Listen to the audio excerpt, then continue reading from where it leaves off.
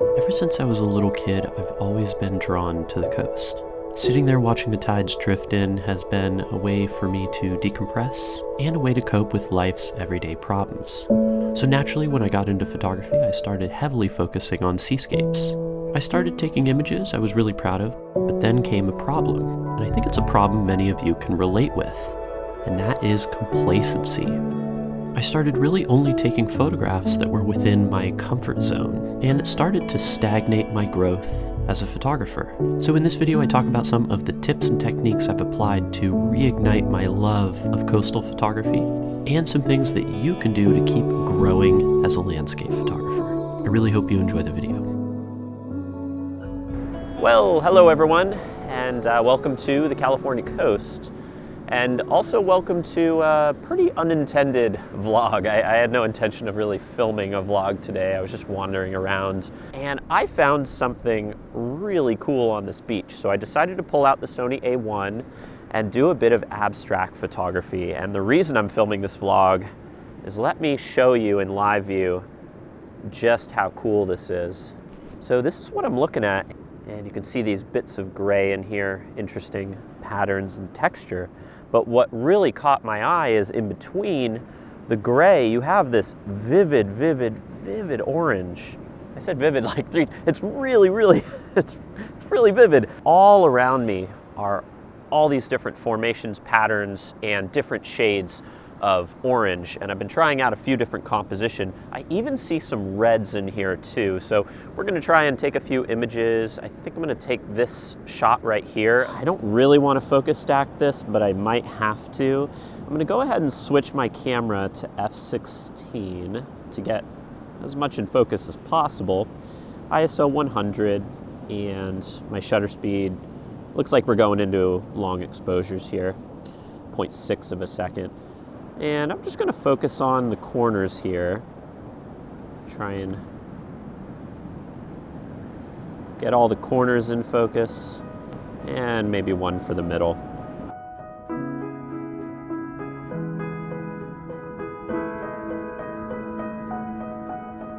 So luckily, shooting f16, I was able to get this entire image in focus without having to use the extra focal points. I felt like this was a nice, pleasing image, but it wasn't my most creative composition, so I kept on searching.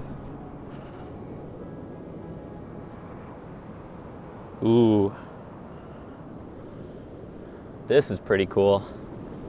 There's these little mud tiles in here. Kind of like what you'd see in Death Valley or in the desert.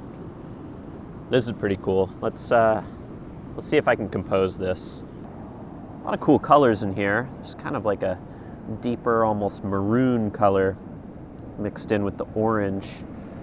And of course, we'd want to maybe get a little tighter and exclude some of the gray rock here. I think this is worth a shot. Let's give it a go. And again, I'm just doing the focus points for all four edges just to make sure, but again, f16 at this distance, I think we're going to be fine.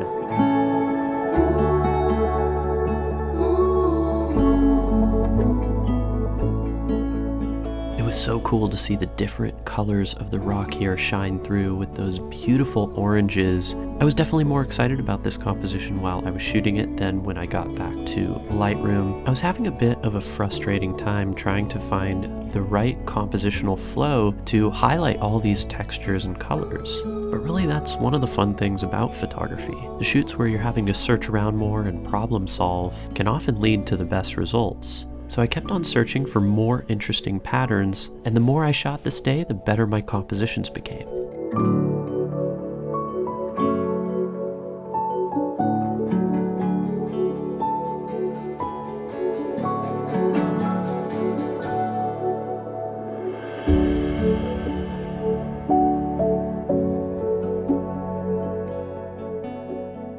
It's really amazing the things you can find when you look a little bit closer than a first glance, you know what I mean?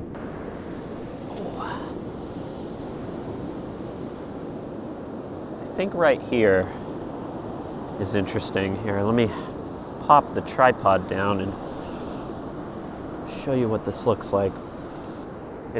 it looks like lava, doesn't it? I mean, it's like, it's almost as if this is the rock and then there's just these breaks in the rock where the lava is spilling through. So cool. I kind of like this composition here with the lines coming out from the top into the right and left side. But then, of course, zooming in, you get a little bit more abstract. And you know, when I'm composing these abstract shots, there's this balance between trying to create a level of minimalism with the shot, but then there's the opposite side where sometimes the thing that makes the shot the most interesting is the chaos.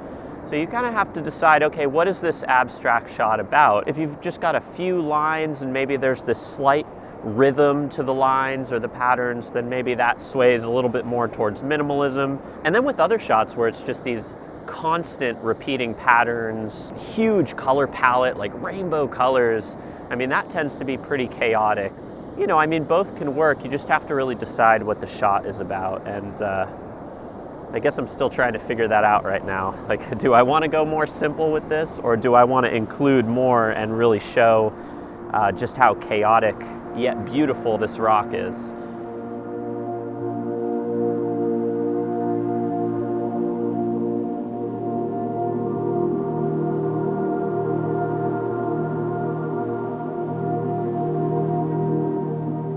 I thought these two images were so cool, with that little bit of orange making up what looks like lava, broken up by the beautiful bluish textured rock. I'd be curious to hear from you now. Which one of these two compositions do you prefer? Do you like this one that's a little bit more pulled back and shows more patterns and more texture? Or do you like this simple close-up shot? Please let me know in the comments.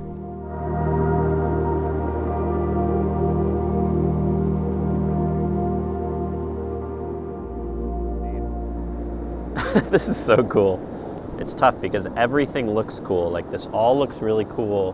There's an element of excitement that you have when you're out here photographing things like this, where you're like, ooh, colors, ooh, patterns, and you get really excited, you shoot the images, and then when you've calmed down and you're off of that high and you're back at home and, you know, sipping a beer or something like that, you open up Lightroom and you realize,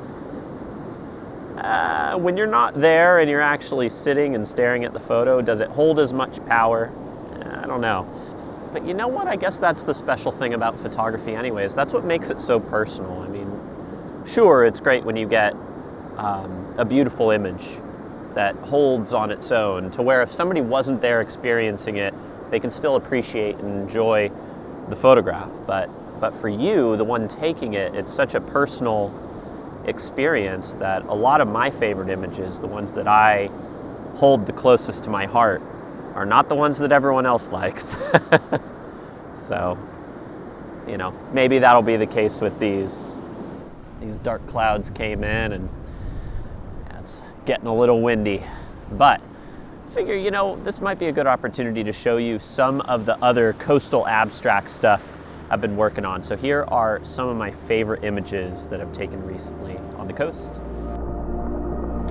So for this shoot, I tried something completely different. Usually for abstract photography, I like to shoot most of my compositions under an overcast sky. But for this shoot, I tried just going on a clear, sunny day to get that harsh specular light across the water. And I also wanted to get a little bit closer to the patterns, so I switched to my 100 to 400 telephoto lens.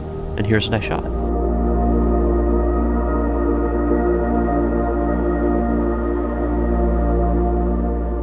So this ended up being my favorite shot of the series. This is a top-down perspective of this little stream, but when I look at this photograph, I like to imagine that it's not a top-down perspective, and that thin white line towards the bottom of the photograph is actually the horizon, and right above it are these little tornadoes just kind of gliding across. I've said this many times before, but the images that I love the most are the ones where you can create a different story than what the subject is actually showing. And this is a perfect example of that.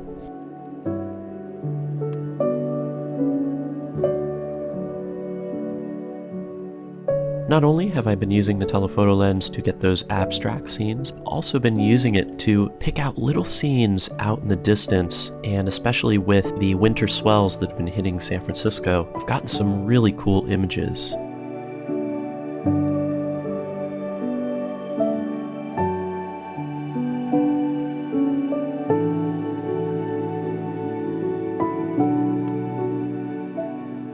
I absolutely loved this wave crashing onto the shoreline and how you can see some of those sea stacks in the background. Those little translucent areas of the wave where you can see the warm glow shining through were just incredible, and I felt like those birds flying around were kind of the icing on the cake here. To shoot images like this, I mostly do it handheld. I'll bump my ISO to about 400 or even 800, pull my f-stop as low as it can go, usually 4 or f5.6, and then get my shutter speed really high to compensate for that. I've spent a lot of evenings roaming up and down the coast looking for sand patterns. As the tides recede, you can get some incredible patterns to focus on.